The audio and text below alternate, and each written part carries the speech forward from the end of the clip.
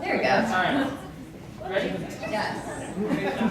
Alright, I think that the best way to get to know someone is through the things that are mundane in their everyday life. And specifically, I decided to structure my talk around things that have changed in my life that are part of my routine now as a Harris student. I hope that you guys will all be able to relate and maybe even think about some of the small things that have changed in your life. So I commute from Naperville. I spend 2 to 3 hours in my car every single day. And the only way that I would be able to stay sane is by this radio station that I've recently found that I want to share with you guys. It's called 87.7 MeTV FM, and it's basically for people who are 55 to 75. I love it. It's easy listening. It makes me happy. And on the first time that I heard it, there was little Joni Mitchell, little Sam Cooke, a little Elvis, some Beatles, and I just knew it was the station for me. In the last 3 years, it's gone to being in the top 10 radio stations, so I think I must not be the only person out there who likes listening to this stuff. The next thing I want to talk about is a book. I like to spend the last 20 to 30 minutes of my night reading. It's my way to distract myself from what's happened during the day. And I've been listening or reading this book, Scalia's Speech. I don't know if we have any other Supreme Court fans in the room, but I love the law and I love public speaking, and this book is pretty great because it combines the two. It's a compilation of Justice Scalia's best speeches, and so what I think is really cool about his speeches is that he wasn't afraid to talk about challenging, complex topics with his audience. I feel like a lot of public speaking training these days tells you that your audience needs to hear a message that's been dumbed down or simplified because that's all they can understand or digest. And he clearly didn't believe that, and I think it's really cool how he's taken very controversial topics and made them kind of like bite-sized, or just the way that he describes them and approaches them so that any kind of audience can understand them. The next thing is related to sleeping. I don't get any sleep now that I'm a grad student, and there's this skincare line that I think is really great for solving this problem. It's locally made, it's in New Hampshire. Everything is chemical-free, paraben-free, free of dyes, non-irritating, but the miracle product that I want to talk to you about is this serum, and it will make you look like you got 10 hours of sleep if you got 3 hours of sleep, and you can put it on anywhere that you like have dry skin or whatever, but I think having it on your face is really useful because you will wake up feeling like you were just born. Your skin will be bouncy, it will have color, it will be soft, and this is my miracle product for making it look like I'm more put together than I actually am, and you will never need any other serums or lotions or anything again. I highly recommend it.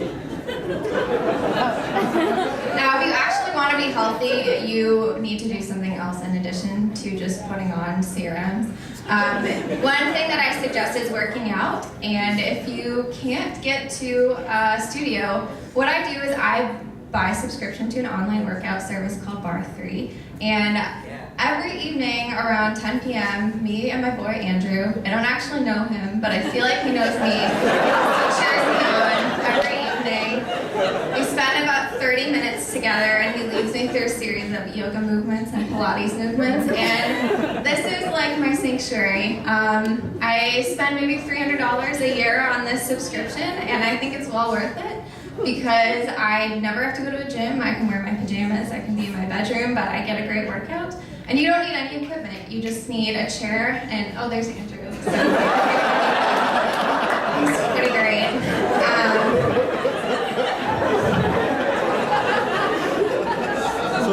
Anyway, I'll just leave that there. We have a really great time.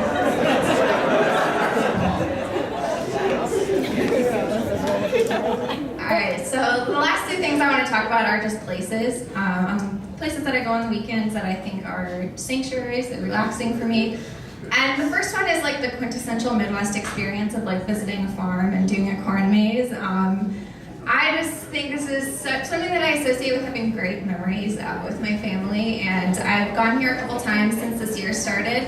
It's very far into central Illinois, so I don't expect you to know of it or have wanting to go or anything like that, but I I think one thing they do really well is their cider house, and I recently went there with my mom. We had a great bonding experience over drinking a couple of bottles of their apple cider, their hard apple cider. They make their own, and it's really delicious. What they do is they have a crock pot, and they fill it up with about halfway with water. They heat up the water, and they stick the bottles of hard apple cider in it, so that when you serve it, it's warm, and it tastes like you're drinking like mulled apple cider. It's very festive, and we bought 10 bottles or so. It's really good. The final place is the Morin Arboretum, and this is my nature place. I go here pretty much every week. If I need to just get away from the city life, which I think we can all relate to, this is the place. It's absolutely beautiful, and this is one of their signature events. It's called Illumination. It explores the relationship between light and trees and how you can kind of manipulate the way trees look through light. It feels like you're in Narnia or something when you're there. It's just, if you can't tell, it's very magical. So they're starting it in about a week or so for this season. I recommend that you try it out. And they also have this really cool exhibit of larger than life trolls, which sounds really strange, but I want to point out this picture here is a life-size troll that they have facing 88, one of the highways going west, and they've caused numerous car crashes because people will see a 30-foot high troll on the side of the road and they don't know what's going on, so I recommend it. I just want to conclude by saying I hope that this has made you reflect on the little ways that your life has changed since starting grad school, and the kind of things that are small would make a big difference in your happiness and helps you bond with others. So I hope you've learned a little bit about me, and I invite you to share a little more about yourself with me.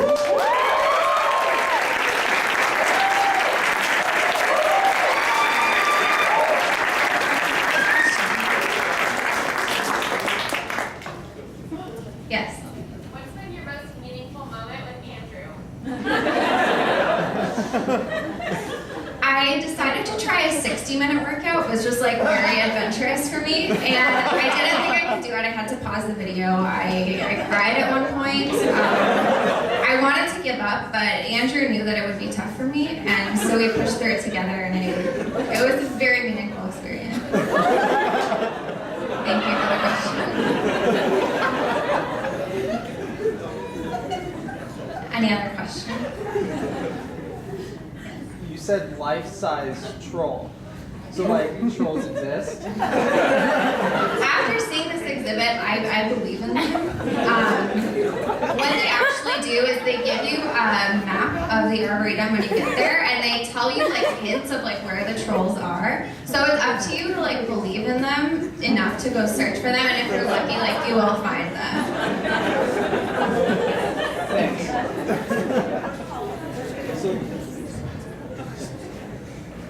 So they're local too? Local to Lisle, Illinois specifically. Any other questions? Yes. No, you didn't mention, I heard that you didn't mention anything about the core. How's that going for you? It's really, really tough. But I like to challenge myself even further by reading speeches by Supreme Court justices. I found that's helped to balance it out.